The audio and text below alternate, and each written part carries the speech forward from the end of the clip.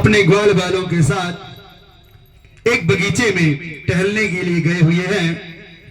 वहां पर भगवान श्याम अपना अंगोछा सर के नीचे रख करके पेड़ की छांव में सो जाते हैं और सारे बच्चे, सारे ग्वाल बाल वहां गेंद खेल रहे हैं। खेलते खेलते गेंद जाकर के एक कुएं में गिर जाती है और वह गेंद जिस कुएं में गिरी बच्चे निकालने का प्रयास करते हैं, निकाल नहीं पाते हैं। जब गेंद को निकाल नहीं पा रहे हैं, क्यों? क्योंकि उसमें एक बड़ा भारी गिरगिट बैठा हुआ था। लोग कन्हैया के पास आते हैं, कन्हैया से कहते हैं, ए कन्हैया, चलिए देखिए मेरा गेंद उस कुएं में चला गया। इतना विशाल काय गिरगिट हम लोगों ने अपने जीवन में नहीं देखा। कन्हैया आते हैं, देखते हैं वाकई इतना विशाल काय गिरगिट अपने पैरों से स्पर्श करते हैं। जैसे ही गिरगिट का स्पर्श पैरों से भगवान कृष्ण के द्वारा होता है, दिव्य पुरुष बनकर वह प्रकट हो जाता है। बोले वृंदावन बिहारी लाल की। कन्हैया कहने लगे, भैया आप कौन हैं? अभी तक तो आप ऐसे गिरगिट का रूप बनाए हुए थे और अभी आप पुरुष बन गए, आखिर आप कौन हैं? कहता है ओ महाराज, मैं इक्ष्वाकु का पुत्र सूर्यवंशी राजा नृग था। आप तो शायद सुने होंगे मैं बहुत ही दान धर्म किया करता था। पूर्व जन्म में मैंने बहुत ही दान धर्म किया, बहुत सारी गायों को ब्राह्मणों को दान दिया। जब मैं ब्राह्मणों को दान दिया करता था, उसी दौरान एक गाय को एक ब्राह्मण को मैं दान दे दिया था। वह ब्राह्मण उस गाय को ले गया, अपने घर रखा था। बाद में वह गाय हमारी गायों में आकर के पुनः मिल जाती है और उसी गाय को मैं दूसरे ब्राह्मण को दान कर दिया। जब दूसरा ब्राह्मण उस गाय को लेकर के जा रहा था, पहला वाला ब्राह्मण बीच में मिल जाता है, भैया ये गाय मेरी है, मेरे घर से छुड़ा कर गई है, तुम कहां से लेकर जा रहे हो? भैया मेरी गाय है, राजा ने मुझे दान दिया है, राजा नृग मुझे दान दिए हैं, जाकर पूछ लो। ऐसे नहीं, आप भी मेरे साथ चलिए, हम भी चलते हैं नृग राजा के पास। राजा नृग के पास आते हैं दोनों ब्राह्मण, गाय खड़ी है। दोनों ब्राह्मण कहते हैं, ऐ महाराज आप बताइए, क्या आपने मुझे इस गौ का दान नहीं दिया है? राजा बड़े ही चक्कर में पड़ जाते हैं, वो निर्णय लेने की शक्ति में नहीं रह पाते हैं, सिर्फ सर ही हिलाते रह जाते हैं और निर्णय नहीं ले पाते हैं। भाई मैंने ही दान दिया, आपको भी मैंने दिया था दान, आपको भी मैंने दान दिया था, लेकिन गाय तो एक ही है। अगर गाय एक ही है तो आप निर्णय करिए गाय किसकी है? मैं नहीं ले जाने दूंगा महाराज, क्योंकि आपने इस गाय को मुझे दान दिया था। आप सत्य कह रहे हैं महाराज। जब राजा नृग निर्णय नहीं ले पाते हैं, ब्राह्मणों ने उनको श्राप दे दिया, ऐ राजा नृग, तेरे अंदर निर्णय लेने की क्षमता नहीं है, जा तू सर जैसे हिला रहा है गिरगिट बन जा। बहुत विनती करने लगते हैं, प्रार्थना करने लगते हैं, ऐ प्रभु मेरी गलती का दंड ऐसा मत दीजिए, मेरा उद्धार कैसे होगा? द्वापर में जब कृष्ण अवतार होगा, उनके पैरों के स्पर्श से तेरा उद्धार हो जाएगा। आज राजा नृग का उद्धार कन्हैया ने किया। बोले वृंदावन बिहारी लाल की, सच्चिदानंद भगवान की। राजा परीक्षित कहने लगे, ऐ सुखदेव महाराज, सबसे जल्दी प्रसन्न होने वाले देवता कौन से हैं? भाई सबसे जल्दी प्रसन्न होने वाले देवता तो शंकर भगवान है। सुखदेव जी कह रहे हैं, चढ़े रुष्टा चढ़े तृष्टा और रुष्टा तुष्टा चढ़े चढ़े, बहुत जल्दी वो प्रसन्न हो जाते हैं। क्यों? कह रहे एक बार की कथा आपको सुनाते हैं। एक वृकासुर नाम का दैत्य था, वह भगवान भोलेनाथ की प्रार्थना करने लगा। भगवान भोलेनाथ की प्रार्थना, कठोर प्रार्थना किया, अपने सिर को ही काट करो आहुति देने वाला था। भगवान भोलेनाथ प्रकट होते हैं और भगवान भोलेनाथ जब प्रकट होते हैं, वह वरदान मांगता है, महाराज ऐसा वरदान दीजिए मैं अपना हाथ जिसके ऊपर रखूं वही भस्म हो जाए। सही करो भाई। चलिए ठीक, कोई बात नहीं। करे भस्मा कि भैया तुम जिसके ऊपर हाथ रखोगे वही भस्म हो जाएगा। उसी दिन से उसका नाम भस्मासुर पड़ गया। भस्मासुर वरदान पाने के बाद चेक करने के लिए देख रहा है कि भगवती माँ भगवान भोलेनाथ के बगल में बैठी हुई है, परम सुंदरी है। क्यों ना हम ऐसा करें, भगवान भोलेनाथ के ऊपर ही अंदाज ले कि वरदान मेरा सही है कि गलत है, और अगर ये भस्म हो जाएंगे तो भगवती से मैं विवाह कर लूंगा। इस भावना से वह भगवान भोलेनाथ के पीछे पड़ गया और उनके सर पर हाथ रखने के लिए दौड़ा रहा है। पीछे आगे आगे भगवान भोलेनाथ भाग रहे हैं, पीछे पीछे भस्मासुर भागता जा रहा है उनके सर पर हाथ रखने के लिए। हरि ओम करे भस्मासुर जाता है। अब भगवान भोलेनाथ वरदान तो दे चुके हैं, वह विष्णु भगवान से प्रार्थना करने लगे, हे भगवान नारायण मेरे प्राणों की रक्षा करिए, ये तो आज अनिष्ट हो जाएगा। नारायण की कृपा हुई, नारायण मोहिनी का रूप बना करके आते हैं और उसे नाच सिखाने लगते हैं। वह मोहिनी रूप देख करके मोहित हो गया, अरे वाह इतनी सुंदर स्त्री, भाई स्त्री ही हमको चाहिए, मैं वो स्त्री छोड़ करके इसी स्त्री के चक्कर में क्यों न पड़ूं, क्यों उनके पीछे में भाग रहा हूं। मोहिनी रूप कह रहे हैं भगवान कि ऐ दैत्यराज आप कहां जा रहे हैं। भगवान भोलेनाथ तो फक्कड़ हैं, वैसे बोल देते हैं जो बोल देते हैं। आपको वरदान दिए हैं, हाँ महाराज वरदान दिए हैं कि मैं जिसके ऊपर हाथ रखूंगा वो भस्म हो जाएगा। अच्छा उनकी बातों का विश्वास तूने कर लिया? अरे वो हमेशा भांग धतूर खा के मस्त रहने वाले आदमी, वो कहां वरदान तुमको ऐसा देगा। उसको चेक करने के लिए तू ऐसा क्यों नहीं करते कि मैं एक नाच नाच रही हूं, तुम भी वैसा नाच। और यदि वरदान को चेक करना है तो अपने सर पर हाथ रख करके चेक कर।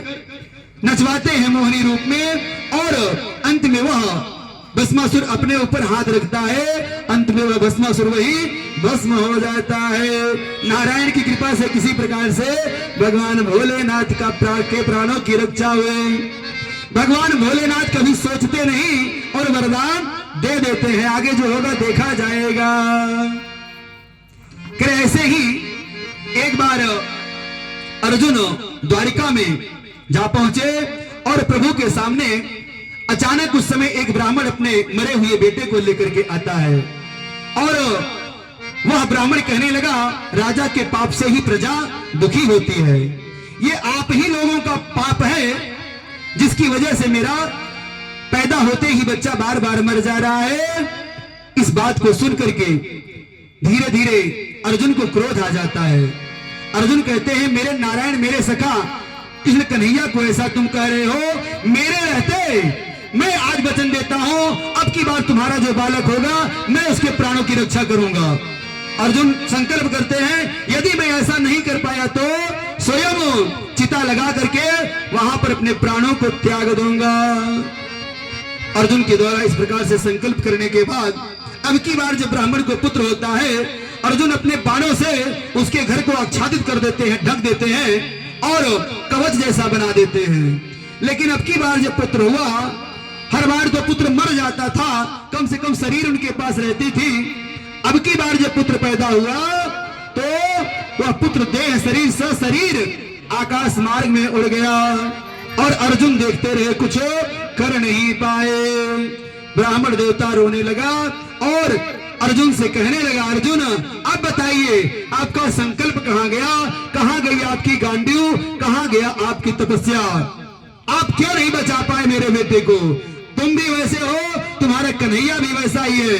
मैं जब कह रहा था तो कह रहे थे नहीं नारायण ऐसे हैं और मैं तुम्हारे बेटे की रक्षा करूंगा, आप लाकर दीजिए मेरे बेटे को। अर्जुन बोले हाँ मैं असफल रहा और मैं अब चिता लगा करके भस्म हो जाऊंगा। कन्हैया आते हैं, अर्जुन एक अंतिम प्रयास कर लो, अभी भस्म मत हो, मेरे साथ चलो और चल करके हम लोग दोनों मिल करके इनके बच्चों को खोजते हैं। अर्जुन ब्राह्मण के बच्चे की रक्षा करने हेतु बहुत प्रयास किए लेकिन सफलता जब नहीं मिली तो भगवान केशव के साथ जाते हैं और यमराज की संयमनी पुरी से पुनः वापस ला करके उस ब्राह्मण के पुत्र को देते हैं। इस प्रकार से अर्जुन के प्राणों की रक्षा करते हैं। बोले वृंदावन बिहारी लाल की जय, सच्चिदानंद भगवान की जय। करे एक बार भगवान सोचने लगे कि मेरे जाने के बाद मेरे वंश का क्या होगा। करे एक बार भगवान सोचने लगे कि मेरे जाने के बाद मेरे वंश का क्या होगा, कहीं पृथ्वी का भार ये हमारे वंश वाले न बन जाएं। 56 करोड़ यदुवंशी हैं, सब एक से एक बड़े बलशाली हैं। प्रभु को लगा कि यदुवंशी बालकों में बड़ी उद्दंडता आ जा रही है। भगवान का संकल्प हुआ और ब्राह्मण संतों का आगमन हो गया। द्वारिका में संत आ गए, सबका सम्मान हुआ। महाराज हमारी हार्दिक इच्छा है, भगवान कृष्ण कह रहे हैं, महाराज हमारी हार्दिक इच्छा है, आप द्वारिका में अपना चतुर्मास्य संपन्न करिए। 4 महीने तक यहाँ यज्ञ करिए, हवन करिए और प्रवचन करिए। भगवान का संकल्प हुआ और ब्राह्मण सभी वहां 4 महीने के लिए रुक जाते हैं। अब 4 महीने तक भजन कीर्तन पूजा पाठ हो रहा है। गांव के यदुवंशी बालकों ने सोचा कि चलते हैं, देखते हैं, यहाँ कई पंडित लोग आए हैं, कौन से पंडित ज्यादा जानकार हैं। इन पंडितों की, इन ब्राह्मणों की थोड़ा सा परीक्षा लिया जाए। करे सभी बच्चे एकत्रित होते हैं। जामवंती का पुत्र सांब, जो कि देखने में बड़ा ही सुंदर है।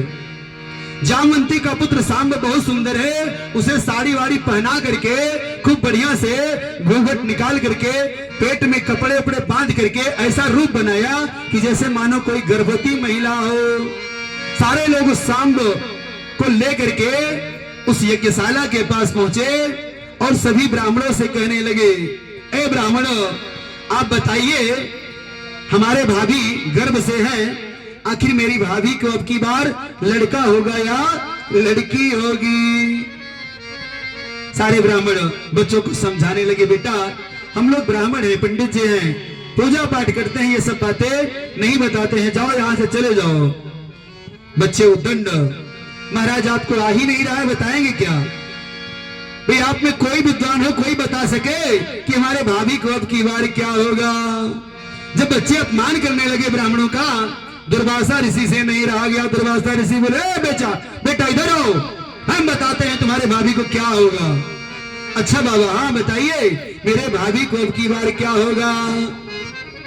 दुर्वासा ऋषि बोले, मूर्खो, इसको न बेटा होगा न बेटी होगी, बल्कि एक लोहे का मूसल होगा, और उसी लोहे के मूसल से तुम्हारे यदुवंश का संहार होगा। सुनते ही सारे बच्चे आश्चर्यचकित, ये क्या हो गया।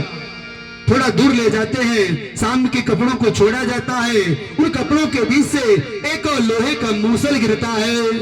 सारे बच्चे बहुत आश्चर्य में पड़ जाते हैं। ले जाते हैं, राजा को देते हैं।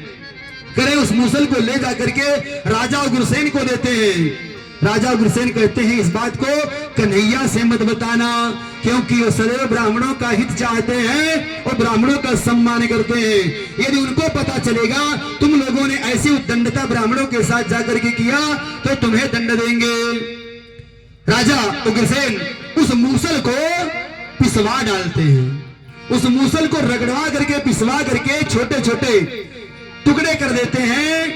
एक आध टुकड़ा उसे फेंकवा देते हैं समंदर में। समंदर के किनारे वो उसके टुकड़े, उसके बुरादे घास का रूप बना करके घास के रूप में पैदा होते हैं। और एक टुकड़ा लास्ट वाला खिंचते खिंचते जो बचा हुआ था समंदर में फेंका गया, वही एक मछली पान कर लेती है और मछली उसे अपने पेट में धारण की है। उसी मछली को एक बहेलिया पकड़ ले जाता है और मछली को जब घर से फाड़ता है उसके पेट से वह कील निकलती है। उस कील को ला करके अपने बाण पर लगाता है बहेलिया।